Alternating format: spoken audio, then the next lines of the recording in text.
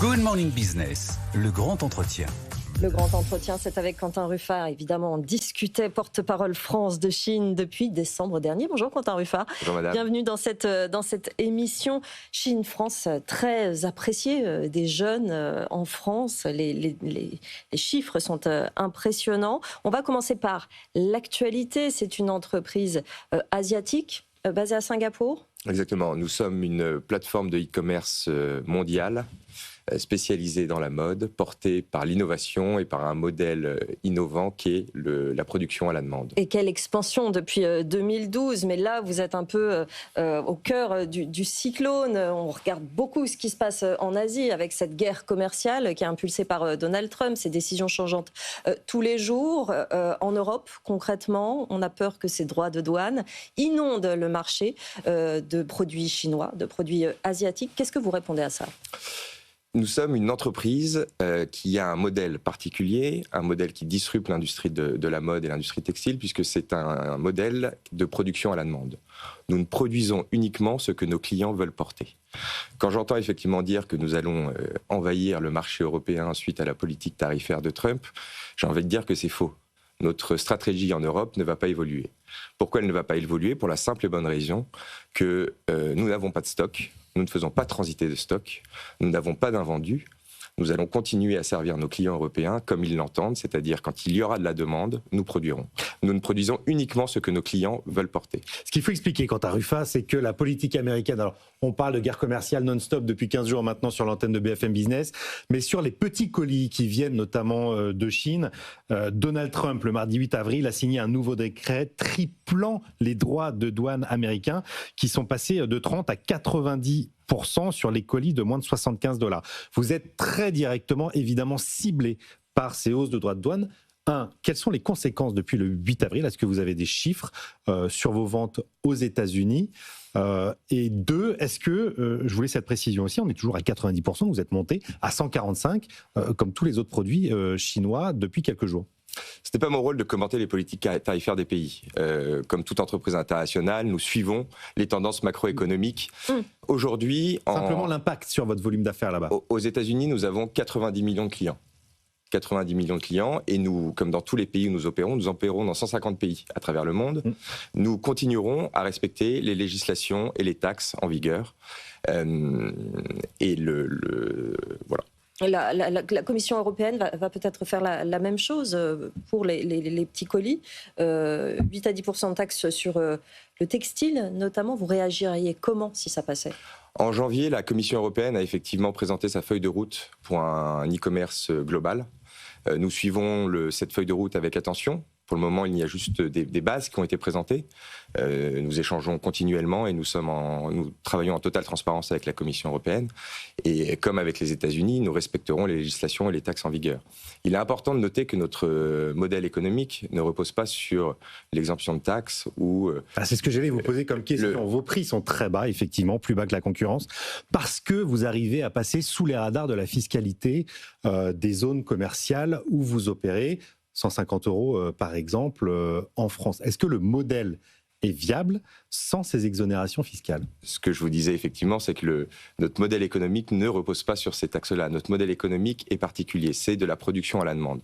Contrairement au reste de l'industrie traditionnelle de la mode, qui est une production verticale, qui propose des collections en fonction des périodes, automne, hiver, printemps, été, qui propose en sorte à ses clients de porter ce que les designers ont choisi de les faire porter. Nous, au contraire, on a une vision plus horizontale de la mode. Chaque jour, on propose à nos clients ce qu'ils ont envie de porter. On répond à leurs aspirations, à leurs besoins. 7 000 nouveaux modèles par jour. Incroyable. On propose à nos clients ce qu'ils ont envie de porter. Et c'est justement en n'ayant pas d'invendus qu'on permet à nos clients d'avoir des prix abordables et bien plus compétitifs que le reste du marché. À cela s'ajoute notre modèle qui est 100% en ligne, donc pas de coût de structure.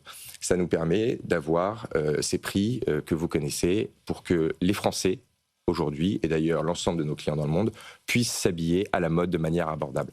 Prenons un chiffre assez intéressant. L'IFOP a sorti une étude, il y a quelques semaines de ça, sur les habitudes vestimentaires des Français. Le budget moyen pour 60% des Français quand il s'agit d'achat de vêtements neufs est de 200 € par an. 200 € par an. Avec Shein, avec 200 € par an, vous pouvez vous faire un vestiaire, un dressing pour toute l'année. C'est notre raison d'être. Apporter aux Français la possibilité de s'habiller correctement et pour toute l'année. Vous vous défendez de faire partie de la fast fashion. Vous dites que c'est la fashion on demand, la mode sur demande, vous nous l'avez dit. L'empreinte carbone de Shein qui s'élevait à 16,7 millions de tonnes de dioxyde de carbone en 2023. On est en 2025. Qu'est-ce que vous avez mis en place depuis ces 2 ans pour réduire cette empreinte carbone ?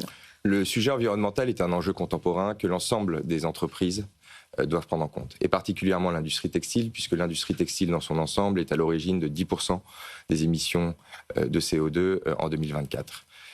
Chez Shein, nous avons conscience que nous devons évoluer là-dessus, que nous devons nous améliorer. Plusieurs exemples de ce que nous avons mis en place. Nous avons lancé un polyester pré-recyclé qui sera utilisé donc pré-consommation, c'est une première. C'est la première fois qu'un tel tissu est proposé. Ce polyester pré-recyclé sera utilisé pour produire... Pré-recyclé, ça veut dire quoi, pardon C'est pré-consommation.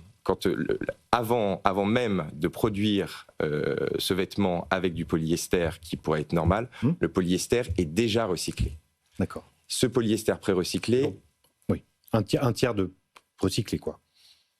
Habillera 30%, jusqu'à 30% de nos vêtements d'ici 2030. Oui. Première chose. Deuxième chose, nous avons lancé une solution très innovante qui s'appelle le thermal printing, en français l'impression thermique. Aujourd'hui, quand vous délavez un jean, que ce soit la veste que je porte, puisque c'est Shein, ou un pantalon, vous utilisez des machines à laver énormes qui utilisent une quantité astronomique. Et assez polluante. Très polluante et surtout qui gâche de l'eau. Nous, aujourd'hui, avec le thermal printing, l'impression thermique, nous imprimons le délavage sur nos jeans, que ce soit des vestes ou des pantalons, ce qui nous permet d'économiser jusqu'à près de 70% d'eau.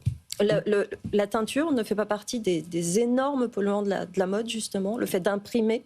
Mais nous, c'est de l'impression thermique. On ne teinture pas, c'est ce qu'on appelle du thermal printing, et c'est justement une solution qui permet d'économiser de l'eau et qui est valorisante sur la partie durable.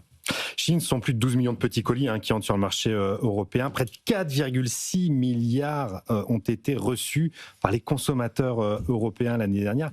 Colossal, c'est 2 fois plus que l'année suivante. La croissance est colossale. Ça a évidemment une empreinte carbone, tous ces voyages. Qu'est-ce que vous prévoyez sur les usines de production pour réduire cette empreinte carbone? Nous avons 5000 fournisseurs à travers le monde. Nous ne sommes pas propriétaires de nos usines de production. Ces usines, elles sont en Chine, elles sont en Turquie, elles sont au Brésil, elles sont en Inde. Nous avons une volonté d'accompagner nos fournisseurs au plus près de nos marchés stratégiques. C'est notre volonté. La Turquie alimente aujourd'hui une partie de l'Europe, le Brésil, l'Amérique latine, et l'Inde à 100% l'Inde. Nous allons poursuivre notre stratégie de localisation sur ce sujet-là. Vous avez des annonces à nous faire? Parlez-moi de la France. Par exemple Nous avons lancé en France, en 2021, un programme qui s'appelle Shein X Designer. Ce programme a pour vocation d'accompagner les jeunes designers français, mais aussi dans le monde, sur la production de leur première collection. Depuis 2021, nous avons accompagné plus de 5000 designers dans le monde, près d'une centaine en France. C'est un programme qui a marché, qui a fonctionné. On a envie de passer la seconde. On a envie d'accélérer sur ce programme. On sait ce que la France nous a donné, on sait ce qu'on doit à la France.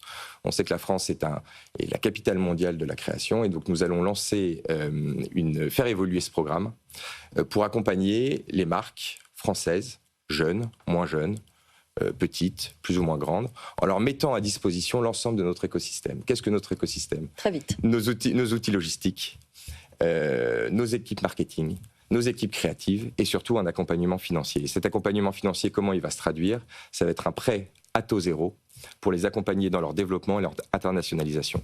Ça marchera autant pour les marques françaises que pour les designers français qui veulent lancer leur première collection. C'est une nouveauté, je vous l'annonce en exclusivité, et c'est notre volonté d'accompagner la création française. Merci beaucoup Quentin Ruffin, porte-parole France de Shein, d'être venu nous voir ce matin dans la matinale de l'économie.